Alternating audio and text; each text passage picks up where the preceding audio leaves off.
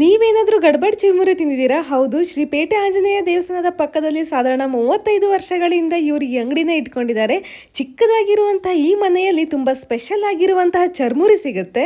ಚಕ್ಕುಲಿ, chips ಹಾಗೆ ಇನ್ನಿತರ ಐಟಮ್ಗಳನ್ನ ಹಾಕಿ ಅದನ್ನ ಚಪಾತಿ ತರ ಲಟ್ಸಿ ಅದನ್ನ ಚಿರ್ಮುರಿ ತರ ಮಾಡ್ಕೊಡುವಂತ ಈ ಸ್ಪೆಷಲ್ ಡಿಶ್ ನಾನಂತೂ ಫಸ್ಟ್ ಟೈಮ್ ತಿಂತಾ ಇರೋದು. ಟೇಸ್ಟ್ ಕೂಡ ತುಂಬಾ ಚೆನ್ನಾಗೇ ಇತ್ತು. ಇಲ್ಲಿ ಅಷ್ಟು ಮಾತ್ರ ಅಲ್ಲ, ಗಡ್ಬಡ್ ಚಿರ್ಮುರಿ, ಸಾದಾ ಚಿರ್ಮುರಿ, ಟೊಮೊಟೊ ಚಿರ್ಮುರಿ ಹಾಗೆ ಇನ್ನು ವೆರೈಟೀಸ್ ಆಫ್ ಐಟಮ್ ಸಿಗುತ್ತಂತೆ.